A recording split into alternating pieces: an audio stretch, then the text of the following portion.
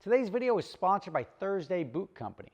Thursday boots are designed for guys who understand quality and don't want to pay a high retail markup for a great looking pair of boots that are built to last. They're comfortable, versatile, and durable, and they just look great. They're made with 100% Tier 1 USA bovine leathers, and they handcraft all their boots with the gold standard of shoemaking, Goodyear Welt Construction.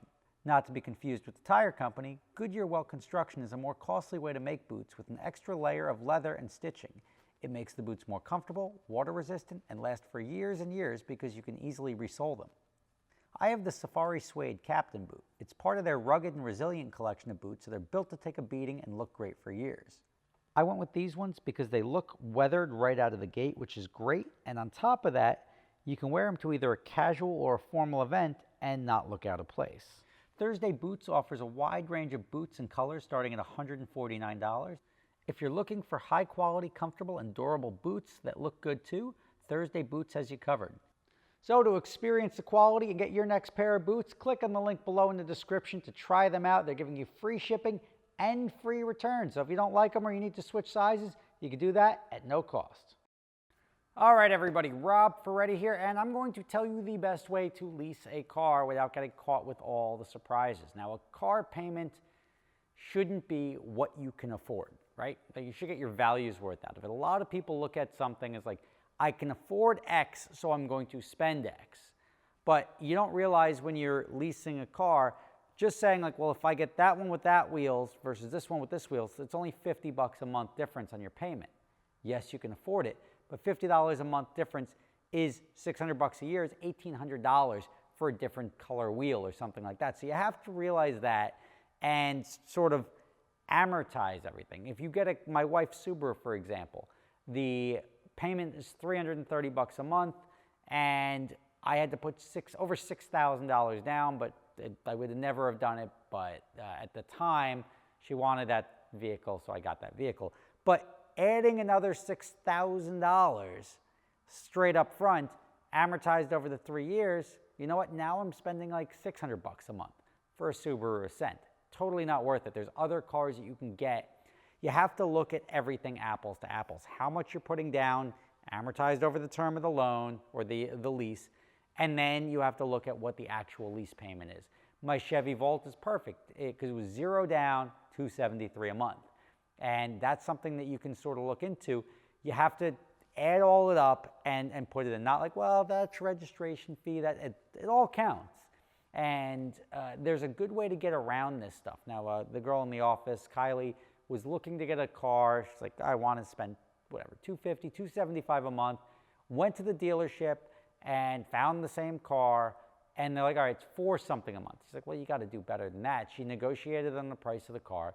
Tried to get the lease to the same rate, and she couldn't. She couldn't get it anywhere near it. The closest they were over $200 a month off, and she walked out. And that's frustrating, because that's frustrating for both the sales guy who can't really do anything, and then for you who've now just wasted 2 or 3 hours of your time haggling back and forth on something where there was zero chance of it ever going to live up to the expectation. They always put these cars, oh, $199 a month is going to get you this car. And you can never find that car for $199 a month. Or it's like crank windows or something. You want the electric windows, that's going to be $279 a month. So now you're like, is it worth spending an extra, whatever, $800 a year for crank windows versus electric windows? It's nonsense.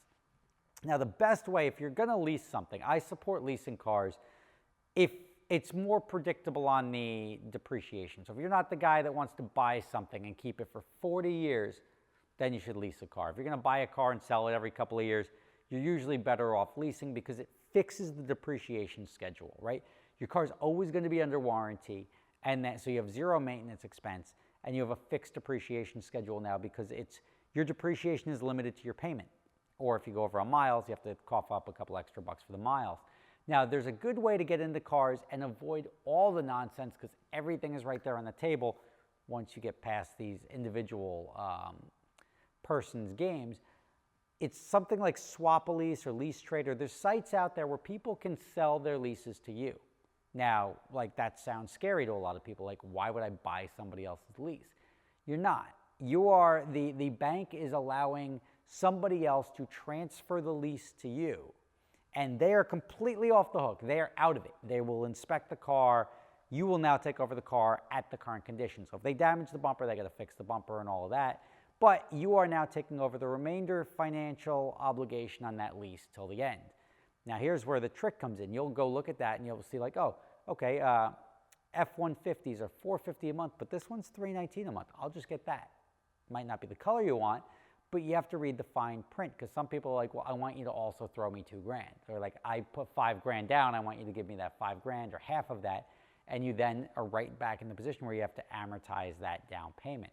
But there's also the flip side of it, is that if you are a person that never uses all the miles on the lease, like me, I think it's time to get rid of my daily Mercedes. It's been perfectly fine. I had that one little snafu, and it fixed itself just by turning it off, leaving it there for the night, and then going the next day. And I've put probably 1,500 miles on it since with 0 issues. And for me, I was like, all right, you know what? I keep borrowing pickup trucks because I'm building my house right now, and I got to move something. And my dad has a pickup truck, but going to drop off my car, get his truck, then go switch back and forth, sort of a pain in the butt. And it's going to happen more and more as I start moving into my house in the next month or two. So now I'm like, you know what, maybe I'll just go scoop up the tail end of somebody's lease, right? If I were to rent a pickup truck for a few months, it would be pretty expensive.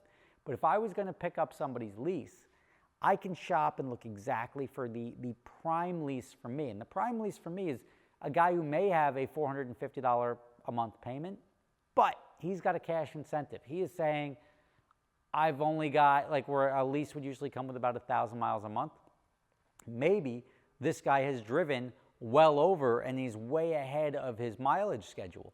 So now that lease, if you're going to amortize the amount of miles left on that, there may only be 200 miles a month that you can drive before you go over. And when you go over, you have to pay a per mile, usually like a quarter. So even if you go an extra 1,000 miles, it's $250. It's not the end of the world. But you have to factor all this in. So I may be able to go scoop up one of those leases, because that guy's saying, look, my payment's $450. I've got 4 months left, but I'll give you whatever. I'll give you $800 in cash. And that will effectively lower the 4 months, whatever, $1,800, $1,400. And now it's $350 a month instead of $450 a month. And that's, for me, perfect, because I'm not going to be using all the miles. I'm just going to be driving to and from. If it's nice out, I'll take the NSX, I'll take the Ferrari. So I'm not worried about going over miles. Or maybe I'm just only driving it from my house to my office and back and forth, and that's like 9 miles each way. So I'm a prime example of somebody who can jump on an opportunity like that, where you'll never get that anywhere else. You're not going to go find a guy with a truck and say, hey, can I just borrow it for a few months? I'm not going to really drive it very much. Even a rental company, the best way to get into a situation like that is just to scoop it up. Now, these leasing sites have every which way. They've got retail companies trying to sell you leases on there because they know you're looking. It's nice that you can select virtually everything about the lease. You can select the term. You can see who's got less than like 6 months, 5 months. You can get a car with 2 months left on the lease. Is it worth it at that point in time? I don't know. But for you, for the guy who needs a vehicle for 2 months, it could be. It's a good stopgap. Why would somebody get out of a lease? There's got to be something fishy, right? No.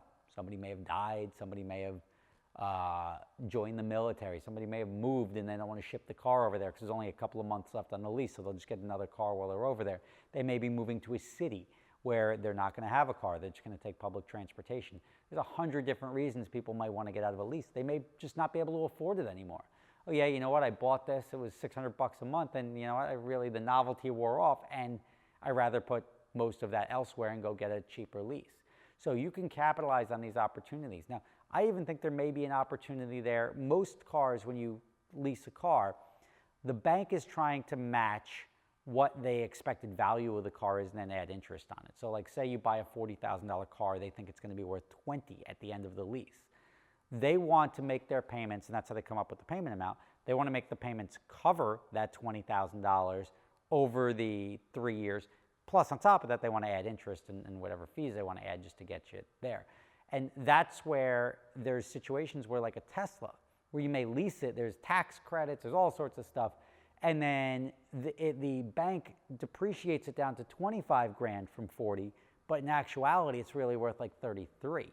So you can go scoop up a car, drive it for 6 months, and then sell it. Then you'd have to buy it out at the end of the lease, but buy out for the residual the $25,000 and then sell it for $30,000. And now you got a free car, you made a couple of bucks on it, and you got to drive a Tesla for 6 months.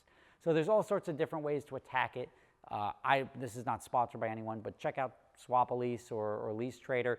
The only thing that I've realized, I've tried already to scoop up a couple of the pickup trucks. I've been looking at F-150s, and everybody that I've reached out to thus far, I've registered on the site, and everybody I text or email or call hasn't gotten back to me, which is weird because like you're out there to get rid of a lease and you're not even responding to people saying, I would like to take over your lease. How do we get the ball rolling?